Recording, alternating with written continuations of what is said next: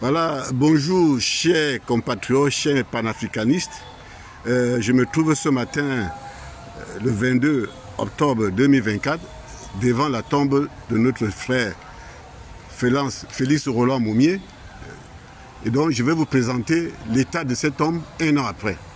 Vous êtes sans ignorer que l'année dernière nous étions ici, dans le cadre de la semaine de la mémoire.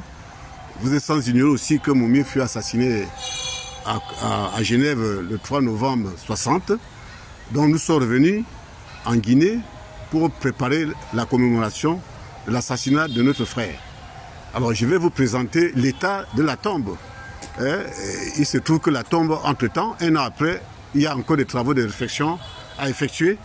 Ici, à la façade principale, il va falloir refaire vraiment la peinture, vous voyez, parce que nous sommes dans une zone extrêmement humide. Le sang est à 0 pas là, vous voyez là c'est le port de pêche à côté.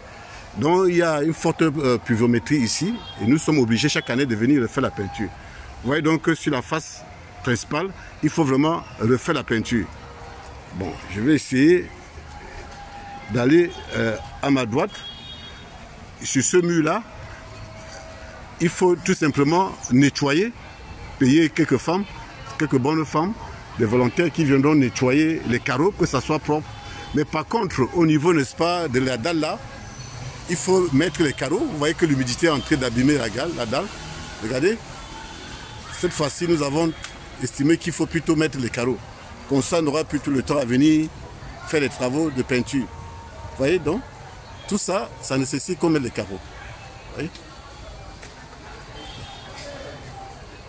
Si nous voulons maintenir l'endroit propre pour tout le monde, voilà. Il faut mettre les carreaux, voilà, tout le contour là, il faut les carreaux. Et au niveau de la toiture, il faut aussi les carreaux. Et là, nous serons rassurés par rapport à la solidité, n'est-ce pas, de la tombe. Alors, je voulais donc vous présenter la situation ou l'état actuel de cette tombe qui nécessite quelques travaux d'entretien.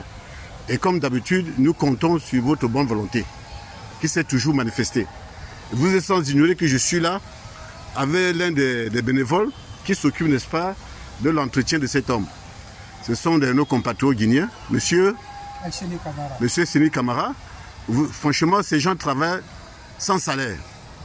Donc, à un moment donné, nous avons estimé qu'on pouvait les affecter de plus qu'un salaire symbolique, même si c'est 30 000, parce que 30 000 en Guinée, c'est pas mal, pour payer au moins ne fût-ce que les transports qui les permet de venir ici chaque matin, passer le temps, de s'occuper, n'est-ce pas, de toutes ces personnes qui nous ont dévancés. Vous voyez, ils sont là couchés.